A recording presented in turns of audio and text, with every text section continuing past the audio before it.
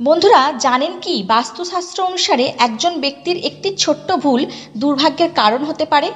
বাস্তুশাস্ত্রে এমন কিছু নিয়ম বলা হয়েছে যা আবার একজন ব্যক্তির জীবনে ইতিবাচকতা, সুখ এবং সমৃদ্ধিও আনতে পারে। তেমনি বাস্তু বিশেষজ্ঞদের মতে সিঁদুর সম্পর্কে কিছু নিয়ম বলা রয়েছে যেগুলো উপেক্ষা করলে বড় ধরনের ক্ষতি হতে পারে। বন্ধুরা, স্বামীর দীর্ঘায়ু কামনায় মেয়েরা সিঁথিতে সিঁদুর পরে, তাই তো? এটা বিশ্বাস করা হয় যে স্ত্রীর সিঁথির সিঁদুর স্বামীর ওপর আসা সংকট কাটাতে পারে। আবার আজকের আধুনিক যুগে অনেকেই কপালে লিকুইড সিঁদুর লাগান, তবে এটা করা কতটা ক্ষতিকারক হতে পারে সেই সম্পর্কে তাদের ধারণা নেই। তাই পুরাণ ও বাস্তুমতে বিশ্বাস করা হয় মহিলারা যেভাবে সিঁদুর লাগান তা সরাসরি প্রভাব পড়ে তাদের স্বামীর জীবনে। সেই জন্য সিঁদুর লাগানোর সময় কিছু কিছু বিষয় মাথায় রাখা অবশ্যই জরুরি।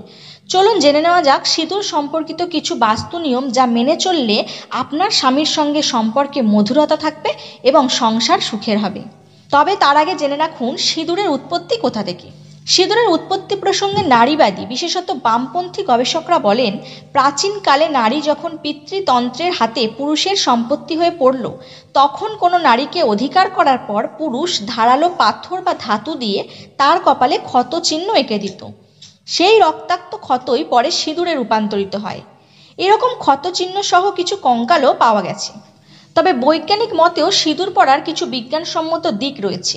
বৈজ্ঞানিক মতে সিঁদুর মাথার নার্ভের ক্ষেত্রে গুরুত্বপূর্ণ ভূমিকা পালন করে। মহিলারা যেখানে সিঁদুর পরেন মাথার সে জায়গায় গুরুত্বপূর্ণ নার্ভ থাকে। মেডিটেশনেও সাহায্য করে এই সিঁদুর। প্রাচীনকালে হলুদ গুঁড়ো মিশিয়ে সিঁদুর তৈরি হতো, তারপরে তাতে লাল কালি মিশিয়ে রাঙিয়ে তোলা হতো। কুমকুম চর্চার কেন্দ্রবিন্দুটি হলো আজ্ঞাচক্র। এখানে সিঁদুর প্রয়োগে আত্মশক্তি বাড়ে। নারীকে শক্তি হিসেবে জ্ঞান করে হিন্দু পরম্পরা। কুমকুম বা সিঁদুর তাদের আজ্ঞাচক্র প্রদানের বিষয়টি সেই কথাটিকেই মনে করিয়ে দেয়। আবার আমরা অনেকেই জানি না যে কোন আঙুল দিয়ে সিঁদুর পরলে কি ফল লাভ হয়। তাই জেনে রাখুন বন্ধুরা, তর্জনী দিয়ে সিঁদুর পরলে শান্তি পাওয়া যায়, আর মধ্যমা দিয়ে সিঁদুর পরলে স্বামীর আয়ু বৃদ্ধি হয়। বিবাহিত মহিলাদের সিঁথির মাঝখানে সিঁদুর লাগানো উচিত বলে মনে করা হয়। কখনোই তা মাথার এক কোণে পরা উচিত নয়। একই সঙ্গে আপনার সিঁথি কখনো অন্য কোনো মহিলার সিঁদুর দিয়ে পূরণ করবেন না। এটা করলে আপনার স্বামীকে আর্থিক সমস্যায় পড়তে হতে পারে। নিজের সিঁথিতে কারো সিঁদুর লাগানো অশুভ বলে মনে করা হয়।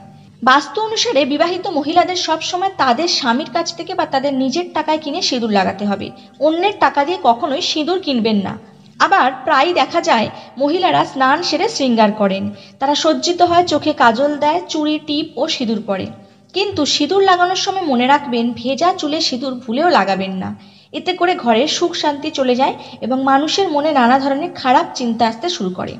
স্নানের পর তোয়ালে দিয়ে জল মুছে চুল ভালো করে শুকিয়ে নিন, তারপরে নিজের সিঁথি সিঁদুর দিয়ে পূরণ করুন। এছাড়াও উপহার হিসেবে দেওয়া সিঁদুর কখনোই ব্যবহার করবেন না। উপহারে পাওয়া সিঁদুর ব্যবহার করলে স্বামীকে অনেক ঝামেলায় পড়তে হতে পারে।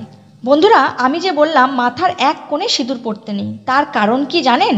মাথার এক কোণে চিলতে করে সিঁদুর দিলে স্বামী ও স্ত্রীর মধ্যে সম্পর্কের দূরত্ব তৈরি হয়।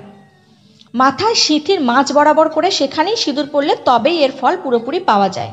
এছাড়াও সিঁদুর ছাড়া কখনো লিপস্টিক বা অন্য কোনো প্রসাধনীকে সিঁদুরের মতন ব্যবহার করবেন না। তা করা কখনোই উচিত নয়। এছাড়াও নিজের সিঁদুর কৌটো থেকে কখনোই কাউকে সিঁদুর দেবেন না, কারণ এতে নিজের সৌভাগ্য ভাগ হয়ে যায়। কাউকে কখনো সিঁদুর দিতে হলে নতুন সিঁদুরের কৌটো দেওয়া উচিত। তাহলে বন্ধুরা জেনে গেলেন সিঁদুর কিভাবে পরলে কি ফল পাবেন। এগুলি অবশ্যই মেনে চলুন। আর ভিডিওটি কেমন লাগলো অবশ্যই কমেন্ট করে জানাবেন। ভালো লাগলে লাইক ও শেয়ার করে দেবেন। আরও এই ধরনের নতুন নতুন ইনফরমেশনমূলক ভিডিও পেতে আমাদের চ্যানেলটি সাবস্ক্রাইব করে রাখবেন।